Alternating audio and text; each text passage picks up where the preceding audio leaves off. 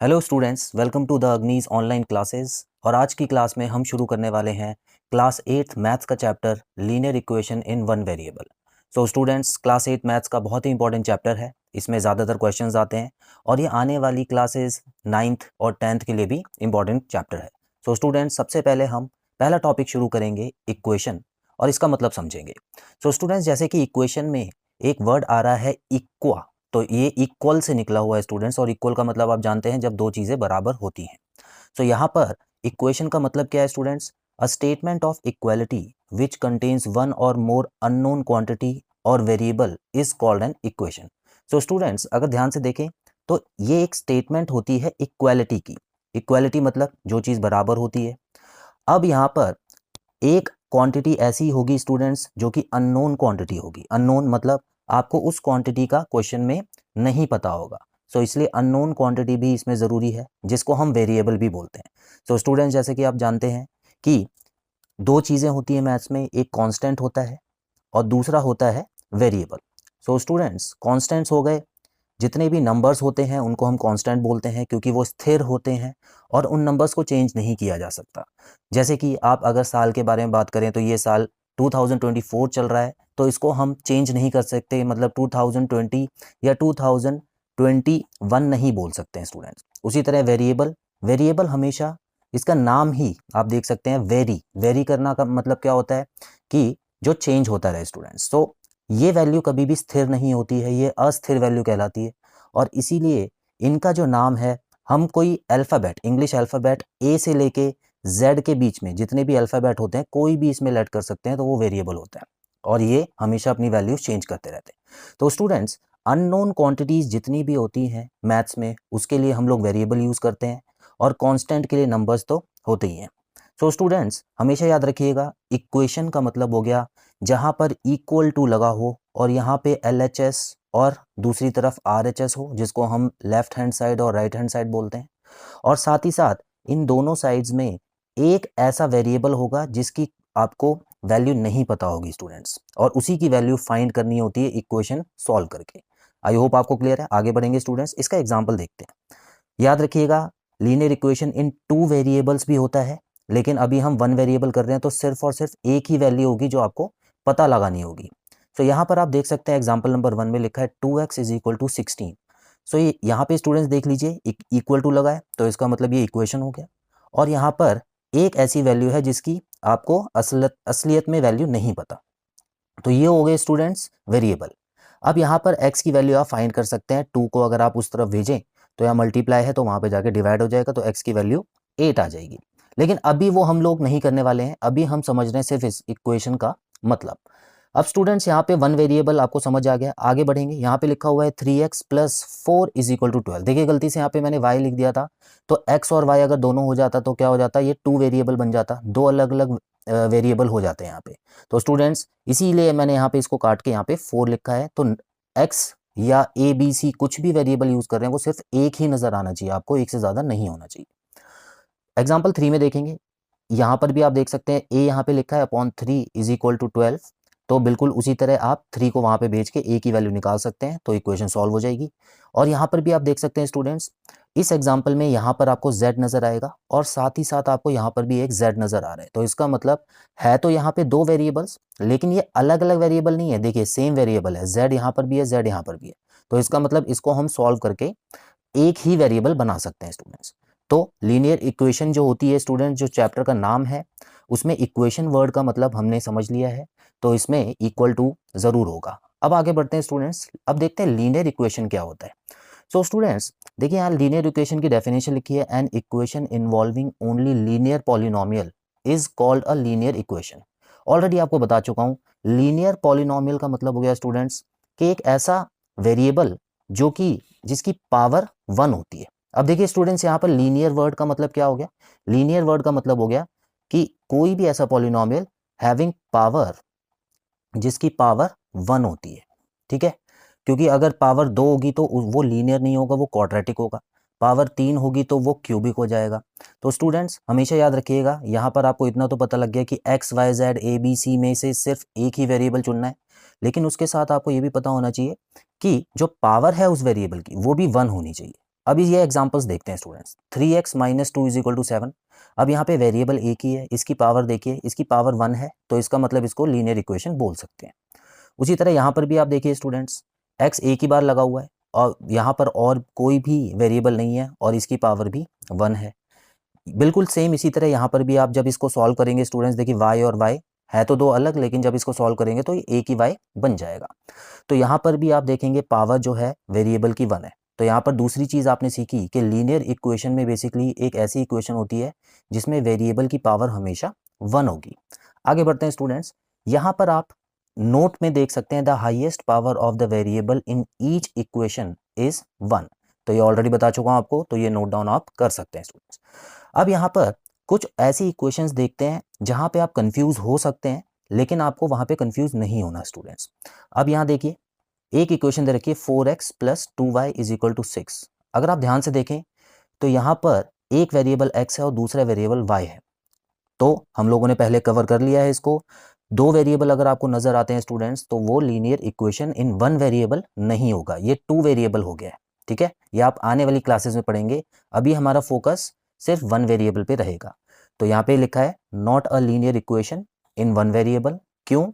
It is a linear equation in two variables. I hope आपको ये चीज clear है स्टूडेंट्स। अब हम दूसरी इक्वेशन की तरफ भी बढ़ते हैं जो आपको कंफ्यूज कर सकती है। अब यहाँ पर देखिए स्टूडेंट्स, यहाँ पे लिखा हुआ है 3x square plus 2x plus 6 is equal to 4। अब यहाँ पर भी आप देखेंगे x और x, अब ये कंफ्यूज कर सकता है क्योंकि यहाँ पर x है और यहाँ पर भी x है। अब आप सोचेंगे कि यहाँ पर तो एक ही वेरिएबल यूज है, इसको सॉल्व कर सकते हैं, लेकिन नहीं स्टूडेंट्स, इस इक्वेशन को आप आगे प्लस करके सॉल्व नहीं कर सकते, क्योंकि प्लस करने के लिए एक्स स्क्वायर के साथ एक्स स्क्वायर ही होना चाहिए। तो यहाँ पर आप देख सकते हैं, और पावर जो है, इसकी पावर क्या दिख रही है आपको? पावर 2 दिख रही है। तो यहाँ पे हाईएस्ट पावर कितनी होनी चाहिए? 1 होनी चाहिए, जो हम नोट में पढ़ चुके हैं। सो स्टूडेंट्स, इसको हम linear equation in one variable नहीं बोलते, क्योंकि ये लीनियर नहीं है, ये क्वाड्रेटिक इक्वेशन है। तो यहाँ पे not linear equation in one variable because the highest power is 2, it is a quadratic equation. So students, quadratic equation के बारे में भी आपको आगे की क्लासेस में पढ़ाया जाएगा, लेकिन अभी आपको सिर्फ और सिर्फ लीनियर इक्वेशन पे ध्यान देना है। आगे बढ़ेंगे तो अगर हम शॉर्ट में देखें तो किसी भी इक्वेशन को लीनियर इक्वेशन बनने के लिए सिर्फ दो क्वालिटीज चाहिए होती हैं स्टूडेंट्स। जैसे कि सबसे पहली क्वालिटी यहाँ पे लिखी है एन अननोन क्वांटिटी, कोई भी एक वेरिएबल होना चाहिए उस इक्वेशन में, जैसे कि x या y या z, और उस वेरिएबल की जो हाईएस्ट पावर होनी चाहिए हमेशा 1 होनी चाहिए स्टूडेंट्स। तो आई होप लीनियर इक्वेशन का कॉन्सेप्ट आपको क्लियर है। अब स्टूडेंट्स, हम बात करते हैं एक और इम्पॉर्टेंट टॉपिक के बारे में, जो कि अक्सर बच्चों को 8th क्लास में नहीं पढ़ाया जाता। अब ये जो टॉपिक है, इसका नाम है why is it called a linear equation. हमने ये तो पढ़ लिया कि लीनियर इक्वेशन क्यों बोलते हैं स्टूडेंट्स, क्योंकि इसकी पावर 1 है। लेकिन ये जो इसमें लाइन वर्ड आ रहा है, देखिए आप यहाँ पे, है ना, लाइन वर्ड आ रहा है ना यहाँ पे, तो ये क्यों आ रहा है? तो स्टूडेंट्स हमेशा याद रखिएगा, जो ऐसी इक्वेशंस होती हैं उनसे हम ग्राफ के ऊपर लाइन भी बना सकते हैं। ठीक है, हालांकि आपके कोर्स में नहीं है, लेकिन फिर भी एक्स्ट्रा नॉलेज के लिए मैं आपको बता देता हूँ, और बहुत ही सिंपल चीज़ है। अब देखिए यहाँ पे आप दो इक्वेशन दे रखी हैं। अब मैं इसकी आपको लाइन पे इसको बना के दिखाऊंगा कि इन इक्वेशन से लाइन कैसे बनाते हैं। सो स्टूडेंट्स, नॉर्मली आपने ग्राफ देखे होंगे।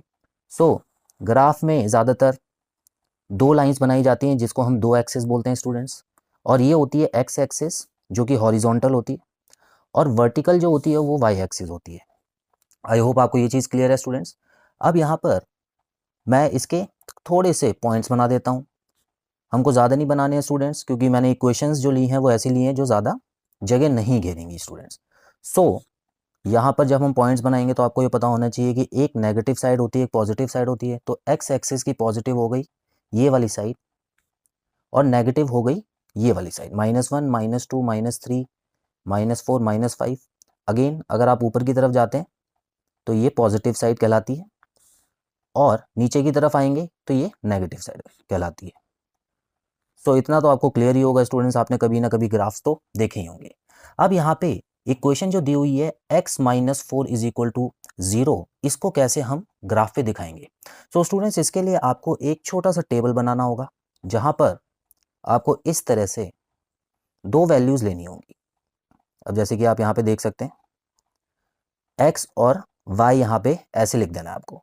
अब स्टूडेंट्स, यहाँ पर हमेशा याद रखिए इस इक्वेशन को अगर आप सॉल्व करेंगे तो क्या आएगी x की value, x is equal to 0 में 4 जाके प्लस हो जाएगा तो ये x इज इक्वल टू 4 आ जाएगा। अब इसका मतलब है कि x की वैल्यू आपको 4 और 4 ही रखनी है, इसको चेंज नहीं करना। और y की जगह आप वैल्यूज़ को चेंज कर सकते हो, जैसे कि यहाँ पे कोई भी नंबर लिख सकते हो 1 2 3 4, जैसे कि 0 और 1 लिख देता हूँ मैं यहाँ पे, ठीक है। तो x की वैल्यू अगर 4 है तो आपको याद रखना है कि यहाँ पर फिक्स वैल्यू रहेगी और यहाँ पे कोई सी भी दो कॉन्सिक्यूटिव वैल्यू पुट कर सकते हो लगातार वाली, ठीक है। अगर आप लगातार वाली नहीं भी करते हो तब भी चलेगा स्टूडेंट्स, ग्राफ आपका बन जाएगा। अब देखिए यहाँ पर हमको 2 पॉइंट्स मिल चुके हैं, एक हो गया 4,0 और दूसरा हो गया 4,1। तो यहाँ पे 2 पॉइंट्स कौन से हैं स्टूडेंट्स, 4,0 और 4,1। अब इससे हम ग्राफ पे अगर लाइन बनाए तो स्टूडेंट्स देखिए 4,0 कहाँ पे बनेगा, 4,0 मतलब यहीं पे रुकना होगा, 0 है तो इसीलिए आगे नहीं बढ़ सकते हम, तो ये हो गया 4,0। और दूसरी चीज़ 4,1 कहाँ पे स्टूडेंट्स, देखिए 4,1 यहाँ पे आएगा। तो इसका मतलब इसमें भी बिल्कुल इस तरह से 2 पॉइंट्स आ जाएंगे। अब स्टूडेंट्स इन दोनों पॉइंट्स को जोड़ के अगर आप एक लाइन बनाओगे तो किस तरह की बनेगी, बिल्कुल वाई एक्सिस के पैरेलल लाइन बनेगी। देखिए वाई एक्सिस से पैरेलल लाइन बनी है, ठीक है। तो ये हो गया x minus 4 is equal to 0 वाली लाइन। सो स्टूडेंट्स मेरा बताने का बस इतना ही मतलब था कि आपको ये समझ आ जाए कि कोई भी जो इक्वेशन दी होती है उसकी लाइंस हम बना सकते हैं। अब उसी तरह क्या हम इस वाले पॉइंट की भी लाइन बना सकते हैं, बिल्कुल स्टूडेंट्स। देखिए यहाँ पर अगर मैं इसको सॉल्व करूँ तो y इज इक्वल टू क्या आ जाएगा, देखिए यहाँ पे 3 लिखा है, 2 वहाँ जाके माइनस होगा तो y इज इक्वल टू 1 आ जाएगा। उसी तरह आप सेम टेबल बनाएंगे, इस बार y की वैल्यू आपको फिक्स दे रखी है तो स्टूडेंट्स इसमें हम क्या करेंगे, y की जगह 1 और 1 लगा देंगे और यहाँ पे 0 और 1 लगा देंगे। यहाँ पे आप कुछ भी लगा सकते हो, 1 और 2 3 और 4 कुछ भी आप लगाएंगे तो लाइन आपकी बिल्कुल सेम ही बनेगी। अब इसको कैसे करेंगे स्टूडेंट्स, यहाँ पे 2 पॉइंट कौन से आ गए हमारे पास, 0,1 और दूसरा पॉइंट आ गया 1,1। अब इसको हम कैसे लगाएंगे, देखिए 1 पहले तो 0,1 लगा लेते हैं तो 0,1 आ जाएगा यहाँ पर, ठीक है।